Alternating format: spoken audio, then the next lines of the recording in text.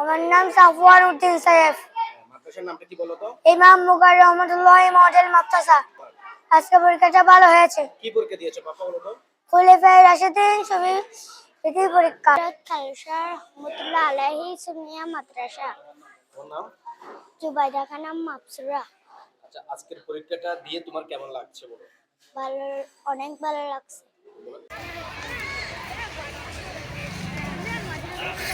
রাশেদিন ও সুফি শিক্ষা মেধাবৃত্তি পরীক্ষা দিয়েছি, অনেক ভালো হয়েছে। আচ্ছা, তোমার নামটা কি বলো তো? নাম জান্নাতুল মাহিরা। কোন কোন প্রতিষ্ঠান থেকে আসছো তুমি?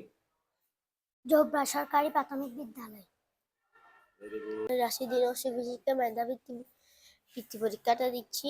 আমার বৃত্তি পরীক্ষা অনেক ভালো হয়েছে। আমি হারাই ইসলামিক একাডেমি থেকে আজকে পরীক্ষার মাধ্যমে আমার অনেক মেধা অনেক বেড়েছে।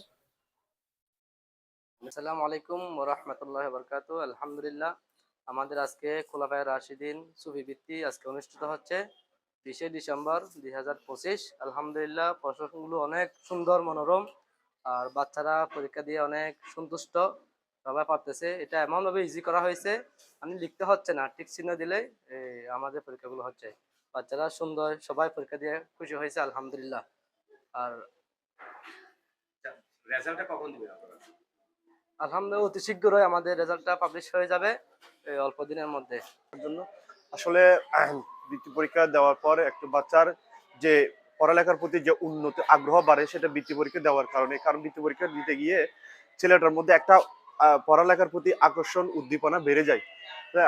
আমি দেখেছি আমার ছেলেকে যখন বৃত্তি পরীক্ষা থেকে মাদ্রাসার পক্ষ থেকে বৃত্তি পরীক্ষার জন্য একটা সিলেবাস দেওয়া হয় বৃত্তি পরীক্ষার জন্য, আমার ছেলে লেখাপড়াতে এক ধরনের উৎসুক হয়ে পড়েছে।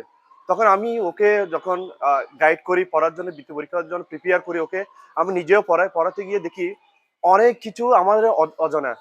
এই অজানা আমি পড়াতে গিয়ে আমার ছেলেও জানলো, আমিও জানলাম। তো আমি খোলাফায়ে রাশিদিন শিক্ষাবৃত্তিকে, এই শিক্ষাবৃত্তির মহৎ উদ্যোগ নেওয়ার জন্য আমি তাদেরকে অসংখ্য মোবারকবাদ জানাই।